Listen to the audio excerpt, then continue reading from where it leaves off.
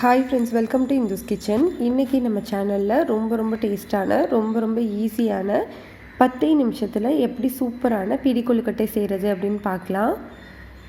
பாருங்கள் எவ்வளோ சாஃப்டாக இருக்குன்னு. இந்த சூப்பரான ரெசிபியை நீங்களும் ட்ரை பண்ணி பாருங்கள். கொழுக்கட்டை செய்கிறதுக்கு ஃபர்ஸ்ட் ஒரு பேனில் 1 கப் அளவு பச்சரிசி மாவு எடுத்துக்கலாம். நீங்கள் கடையில் வாங்கின எந்த மாவாக இருந்தாலும் பரவாயில்ல. நீங்கள் செய்ய ஆரம்பிக்கிறதுக்கு முன்னாடி இந்த மாதிரி வறுத்துட்டு செஞ்சால் கொழுக்கட்டை ரொம்ப நேரத்துக்கு சாஃப்டாக இருக்கும். ஸ்டவ்வை லோ டு மீடியம் ஹீட்டில் வச்சுட்டு ஒரு 3 நிமிஷம் நல்லா வறுத்து விட்டுக்கோங்க. மாவை ரொம்ப நேரம் வறுக்கணும் அப்படிங்கிறதுலாம் இல்லை. மாவில் நல்லா சூடேறிச்சு அப்படின்னா இதை ஒரு பிளேட்டுக்கு மாற்றிக்கலாம். இப்போ நம்ம அதே பேனில் நீங்கள் எந்த கப்பில் 1 கப் அளவு பச்சரிசி மாவு எடுத்தீங்களோ அதே கப்பில் 3/4 கப் அளவு பொடிச்ச வெல்லம் சேர்த்துக்கோங்க.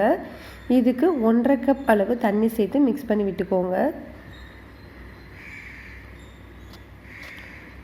இந்த வெல்லம் நல்லா கரைஞ்சால் போதும். பாருங்கள், இப்போ நம்மளுக்கு வெல்லம் எல்லாமே நல்லா கரைஞ்சிருச்சு. இந்த டைமில் நம்ம ஒரு டீ ஃபில்டர் வச்சு இதை வடிகட்டி எடுத்துகிட்டு வந்துடலாம். கூடவே இந்த பேனையும் ஒரு முறை கழுவிக்கோங்க. கழுவிட்டு திரும்ப நம்ம வடிகட்டி வச்சுருந்த வெள்ளை தண்ணியை சேர்த்துக்கலாம். இது இப்போது நல்லா கொதிக்கணும். பாருங்கள், இப்போ நம்மளுக்கு நல்லா கொதிச்சிட்ருக்கு. இந்த டைமில் ஸ்டவ்வை லோ ஹீட்டில் வச்சுட்டு நம்ம வறுத்து வச்சுருந்த பச்சரிசி மாவை கொஞ்சம் கொஞ்சமாக சேர்த்து மிக்ஸ் பண்ணி விட்டுக்கலாம்.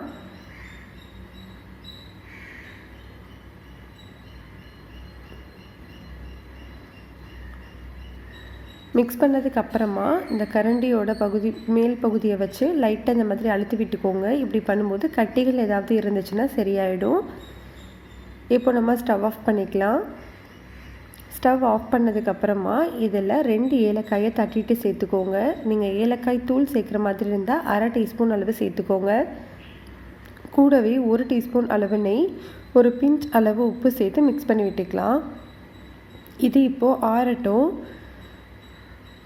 கை பொறுக்கிற சூடு வந்ததுக்கப்புறமா நம்ம கொழுக்கட்டை பிடிக்க ஆரம்பிக்கலாம்.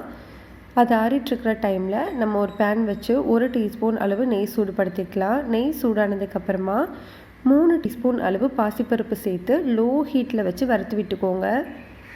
இது ஒரு 3லேருந்து 4 நிமிஷம் வறுத்துக்கோங்க. இது நல்லா வாசனை வரணும்.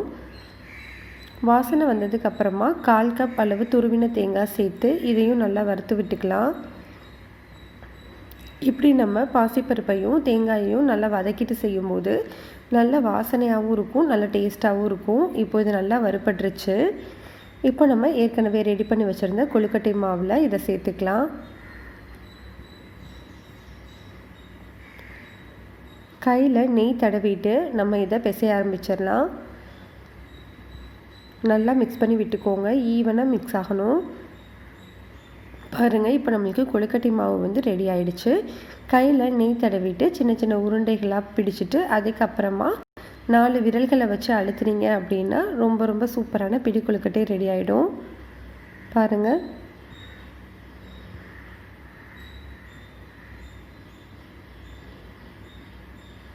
இதே மாதிரி நம்ம எல்லா கொழுக்கட்டையுமே பிடிச்சு எடுத்துக்கலாம்.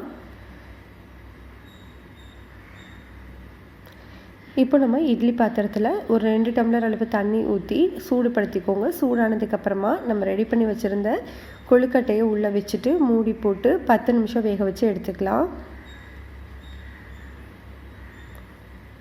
10 நிமிஷத்துக்கு அப்புறமா கொழுக்கட்டையில் பாருங்கள் மேலே எல்லாமே ஷைனிங்காக இருக்குது. இதுதான் பக்குவம்.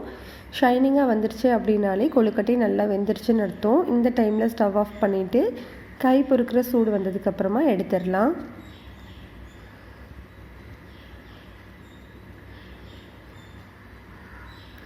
அவ்வளோதான், நம்மளுக்கு ரொம்ப சூப்பரான டேஸ்டான சாஃப்டான பிடி கொழுக்கட்டை ரெடி ஆகிடுச்சு. இந்த ரெசிபி உங்களுக்கு பிடிச்சிருந்ததுன்னா லைக் பண்ணுங்கள், ஷேர் பண்ணுங்கள், கமெண்ட் பண்ணுங்கள். மறக்காமல் நம்ம சேனலை சப்ஸ்கிரைப் பண்ணிக்கோங்க.